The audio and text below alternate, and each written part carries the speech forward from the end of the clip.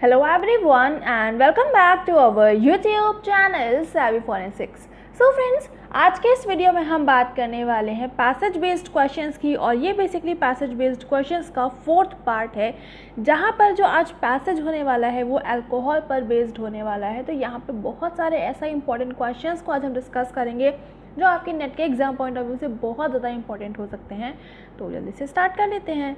तो सबसे पहले अगर हम यहाँ पर सबसे पहले पैसेज को पढ़ के समझे तो बेसिकली मैंने आपको बताया था कि 1 to 5 क्वेश्चंस जनरली आपके एग्ज़ाम में आते हैं, बट यहाँ पर मैंने आपके इस पैसेज में टोटल 7 क्वेश्चंस को फ्रेम किया हुआ है ताकि आप मैक्सिमम से मैक्सिमम क्वेश्चंस को समझ पाएँ और अच्छे अच्छे पॉइंट्स को जान पाएँ। तो इसीलिए मैंने यहाँ पर 7 क्वेश्चंस कर दिए हैं। तो आज के इस वीडियो में टोटल हम 7 क्वेश्चंस को कवर करेंगे, ठीक है।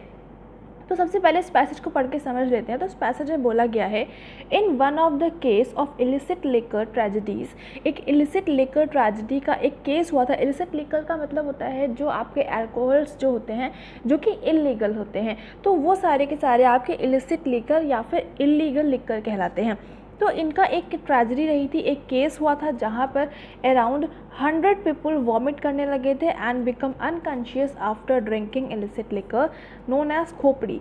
तो बेसिकली जो इलिसिट लिकर होती हैं ये अलग अलग नाम से जानी जाती हैं, जिसमें से एक बहुत फेमस नाम रहता है खोपड़ी। ये बेसिकली इलिसिट लिकर्स जो रहती हैं ये जो एक ट्राइब के लोग होते हैं या फिर एक विलेज के लोग जो होते हैं तो वो लोग उसको खुद से प्रिपेयर करते हैं फर्मेंटेशन वगैरह करके, जो भी आपकी चीज़ें रहती हैं उससे। जैसे कि जनरली आपका शुगर केन होता है, इसके अलावा और बहुत सारी ऐसे फ्रूट्स का यूज़ करके बनाया जाता है। तो उसी तरह से ये जो लिकर्स बनती हैं इलिसिट लिकर कहलाती हैं। और इसमें से आपका एक जो वाला पर्टिकुलर केस हुआ था तो वहाँ पर खोपड़ी का आपका इनटेक किया जा रहा था, जो कि एक इलिसिट लिकर है। तो यहाँ पर इसको ड्रिंक करने के बाद में अराउंड 100 पीपल जो थे वो वॉमिट करने लगे थे और अनकॉन्शियस हो गए थे इसको ड्रिंक करने के बाद में। और बहुत सारे लोगों की जो आईसाइट थी वो चली गई थी और बहुत सारे लोगों की डेथ भी हो गई थी उनमें से कुछ दिनों के बाद में। जब इसका पूरा प्रॉपर इन्वेस्टिगेशन किया गया कि अचानक से ऐसा क्या हो गया, क्योंकि इसको तो बहुत टाइम से पीते हुए आ रहे हैं, बट अचानक से ऐसे क्या हो गया कि इतने सारे लोगों के साथ में ये सब कुछ हुआ। तो जब इन्वेस्टिगेशन हुई तो वहाँ पर पता चला कि जो लिकर को वो इनटेक कर रहे थे उसमें मिथाइल अल्कोहल था। और ये जो मिथाइल अल्कोहल होता है ये बहुत ही ज़्यादा पॉइजनस सब्सटेंस होता है। ये इनटेक करने के पर्पज़ से बिल्कुल भी आपका रिलायबल नहीं होता है। तो जब पूरा इन्वेस्टिगेशन हुआ तो वहाँ पर जो वॉमिट थी, विसरा था और लिकर सैंपल थे, इन सब का इन्वेस्टिगेशन हुआ, तब ये पता चला कि उसमें आपका मिथाइल अल्कोहल की प्रेजेंस है। तो ये तो हो गया पैसेज। अब हम चलते हैं क्वेश्चंस पे। तो अगर हम बात करें पहले क्वेश्चन की तो यहाँ पर ये पूछा गया है कि find the correct pair with regards to examination of vomit. तो अगर आपको वॉमिट का एग्जामिनेशन करना होता है तो उसके लिए कौन कौन से टेस्ट परफॉर्म करे जाते हैं और उसका रिजल्ट क्या इंडिकेट करता है, यही चीज़ का पेयर यहाँ पर दिया हुआ है और आपको चेक करना है कि कौन सा सही है कौन सा गलत, ठीक है। तो यहाँ पर सबसे पहले तो आपका जो ऑप्शन ए है तो वहाँ पर बोला गया है pepsin detection. So basically pepsin जो रहता है एक तरह का एंजाइम होता है जो कि आपके स्टमक की जो गैस्ट्रिक ग्लैंड्स होती हैं वो सिक्रीट करती हैं, ठीक है। और ये एक तरह का एसिड होता है। तो जब आपकी गैस्ट्रिक ग्लैंड इसको सिक्रीट करती हैं तो बेसिकली ये जो आपका पेप्सिन रहता है आपकी डाइजेस्टिव ट्रैक्ट में ही अवेलेबल होता है। और जब आप वॉमिट करते हैं तो वॉमिट में पेप्सिन की अवेलेबिलिटी होती है। तो अगर पेप्सिन दिख रहा है आपको, जो भी आपके पास क्वेश्चन सैंपल है, तो वो आपका वॉमिट के प्रेजेंस को दिखाता है। बेसिकली ये जो मेथड रहता है इसको हम प्रोटियोलिटिक मेथड कहते हैं। और ये बेसिकली जो फ्रेश या फिर जो एज्ड वॉमिट सैम्पल्स होते हैं, एज्ड वॉमिट सैम्पल्स का मतलब है जो बहुत टाइम के भी हो गए हैं, तो उनके डिटेक्शन करने के लिए भी ये मेथड यूज़फुल होता है। तो ये एब्सोल्युटली करेक्ट ऑप्शन है। उसके अलावा नेक्स्ट बोला गया है dark red blood clots detection. जो डार्क रेड ब्लड क्लॉट्स होते हैं अगर वो आपको वॉमिट में दिख रहे हैं तो वो अल्सरेशन दिखाते हैं कि आपके स्टमक में अल्सरेशन हुआ होगा। तो ये भी बिल्कुल सही है। अगर आपकी वॉमिट में कहीं भी आपको सैंपल मिल रहा है, वहाँ पर वॉमिट में अगर ये सब कुछ मिल रहा है, रेड ब्लड क्लॉट्स मिल रहे हैं डार्क कलर के, तो वो अल्सरेशन दिखाते हैं। तो ये भी एब्सोल्युटली करेक्ट है। सी ऑप्शन बोला गया है fresh red blood bleeding due to injuries. तो ये भी बिल्कुल सही है कि अगर आपको वॉमिट में फ्रेश रेड ब्लड आपको दिख रहा है तो वो आपकी ब्लीडिंग को शो करता है कि ब्लीडिंग हुई है कुछ इंजरीज़ की वजह से, ठीक है। तो इस वजह से ये सारे के सारे ऑप्शंस तो हो गए सही। तो इस क्वेश्चन का करेक्ट आंसर हो जाएगा ऑल आर करेक्ट। ठीक है, तो ये हो गया क्वेश्चन नंबर 1। एंड अभी हम आगे मूव करते हैं, और उससे पहले ये सारे की सारी जो चीज़ें मैं बता रही हूँ इसको याद बहुत अच्छे से कर लीजिएगा। बेसिकली समझने वाली चीज़ें हैं, याद करने का ऐसा कुछ है नहीं, तो इनको बहुत अच्छे से समझ लीजिएगा और आप ये एग्जाम में यहाँ से क्वेश्चन बन सकते हैं। तो बहुत फोकस करते हुए सारी चीज़ों को सुनिएगा, उसको समझिएगा। ठीक है, और अभी हम आगे मूव करते हैं, और यहाँ पर बेसिकली वही लिखा हुआ है कि जो आपके पेप्सिन डिटेक्शन होता है वो प्रोटीयोलिटिक मेथड होता है फ्रेश और एज्ड वॉमिट सैंपल को डिटेक्ट करने के लिए, और पेप्सिन एक एंजाइम होता है जो कि गैस्ट्रिक ग्लैंड से सिक्रीट होता है। तो ये चीज़ यहाँ पर लिखी हुई है। बाकी अभी हम आगे मूव करते हैं। नेक्स्ट क्वेश्चन है, what is the percentage of ethyl alcohol in gin. Gin जो होता है एक तरह का आपका अल्कोहल ही होता है, तो अब इसके अंदर इथाइल अल्कोहल जो रहता है उसकी कितनी परसेंटेज अवेलेबल होती है ये आपको बताना है। तो इसमें जो आपका जिन में जो इथाइल अल्कोहल होता है वो आपका 40 to 45% अवेलेबल होता है। तो करेक्ट आंसर है ऑप्शन नंबर बी। अभी हम आगे मूव करते हैं और यहाँ पर बाकी का भी समझ लेते हैं। सो बेसिकली जो आपकी रम रहती है, रम में 50 to 60% इथाइल अल्कोहल होता है। जो जिन है, ब्रांडी है और विस्की है, इन तीनों में ही इथाइल अल्कोहल की जो परसेंटेज होती है वो 40 to 45% होती है। वाइन में इथाइल अल्कोहल की परसेंटेज 10 to 15% होती है। एंड पोर्ट एंड शेरी में जो आपकी इथाइल अल्कोहल की परसेंटेज होती है वो 18 to 22% होती है।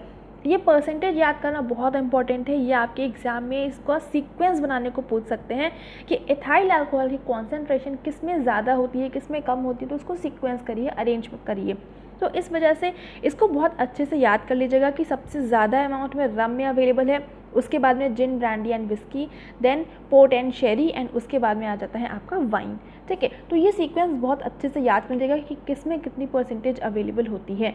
ठीक है, इतना हो गया, और अभी हम आगे मूव करते हैं। नेक्स्ट क्वेश्चन है, which among the following is correct procedure to prepare sherry. तो शेरी एक तरह का आपका अल्कोहल ही होता है जो कि ड्रिंकिंग के पर्पज से यूज़ करा जाता है। तो इसको प्रिपेयर करने के लिए क्या प्रोसीजर फॉलो किया जाता है? तो इसमें आपका पहला ऑप्शन है फोर्टिफाइंग वाइन्स, सेकेंड है फर्मेंटेशन ओनली, थर्ड है distillation to increase alcoholic content, and none of these.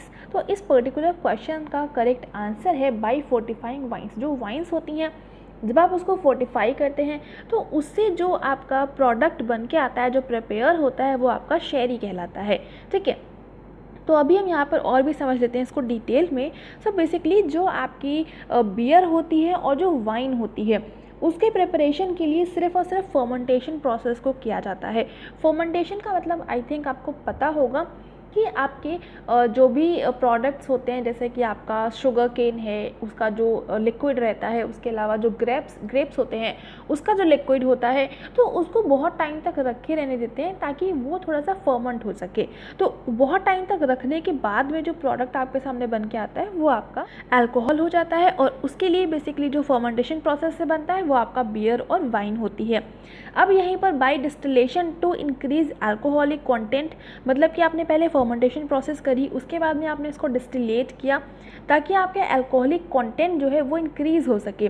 तो ये जो इस तरह का जो अल्कोहल बनता है ये आपका स्पिरिट या फिर लिक्कर कहलाता है। और बाय फोर्टिफाइंग वाइन्स, इसका मतलब रहता है fermented wines is strengthened in alcohol content beyond the possible limit of fermentation. मतलब जो फर्मेंटेशन की पॉसिबल लिमिट होती है उससे ज़्यादा उसको और ज़्यादा फर्मेंट किया जाता है ताकि जो वाइन होती है उसमें अल्कोहल के कंटेंट को और ज़्यादा स्ट्रेंथन किया जा सके, अल्कोहल कंटेंट को और इंक्रीज़ किया जा सके। तो वो आपकी जो लास्ट में आपके सामने प्रोडक्ट आता है वो आपका पोर्ट और शेरी कहलाता है। बाकी ये जो आपका स्ट्रेंथन करने के लिए फर्मेंटेशन की पॉसिबल लिमिट से ज़्यादा आपको जब फर्मेंटेशन करना होता है वाइन्स का, तो वो आपका डिस्टिल्ड स्पिरिट जनरली ब्रांडी को ऐड ऑन करके किया जाता है। ठीक है, तो ये सारे पॉइंट्स काफ़ी इंपॉर्टेंट है कि कौन सी प्रोसेस किसके प्रिपरेशन के लिए यूज़ होती है और जो फोर्टिफाइंग वाइन्स होती है वो प्रोसेस किस तरह से करी जाती है। तो ये सारी चीज़ें बहुत इंपॉर्टेंट को समझ लीजिएगा। और अभी हम आगे मूव करते हैं। नेक्स्ट क्वेश्चन है, which among the following concentration of alcohol in blood is lethal for individual। मतलब कि जो आपकी ब्लड अल्कोहल कंसेंट्रेशन होती है वो कितनी परसेंटेज तक लीदल होती है। लीदल का मतलब होता है ऐसी परसेंटेज जो किसी भी इंडिविजुअल की डेथ कॉज करती है। तो यहाँ पर आपके सामने 4 ऑप्शंस हैं और इसमें से करेक्ट आंसर है 0.04 से लेकर के 0.5%, that means 400 to 500 milligram percent. तो ये जो आपकी डोज रहती है, अगर आपके ब्लड में इतनी अल्कोहल की कंसेंट्रेशन देखने को मिल रही है तो ये आपकी लीदल डोज होती है, जिसको हम कहते हैं कि इतनी परसेंटेज अगर आपकी बॉडी में मिल रही है तो ये डेथ कॉज कर सकती है, स्पेशली डेथ कॉज करती है। ठीक है, तो ये हो गया और बाकी का भी समझ लेते हैं। तो बेसिकली जो आपका 0.05 से 0.1% रहता है, जिसको 50 to 100 मिलीग्राम परसेंट कहते हैं, ये आपकी एक्साइटमेंट स्टेज कॉज करती है, जहाँ पर जो कॉन्सेंट्रेशन होती है वो 0.1% के बीच में रहती है and above is not considered fit to drive motor vehicles. So अगर आपकी जो ब्लड अल्कोहल कॉन्सेंट्रेशन जो है वो अगर 0.1% या इससे ऊपर है तो उस कंडीशन में इंडिविजुअल को मोटर व्हीकल को ड्राइव करने के लिए फिट कंसीडर नहीं किया जाता है। ठीक है, इसके बाद में नेक्स्ट है आपका 0.1 से लेकर के 0.3%।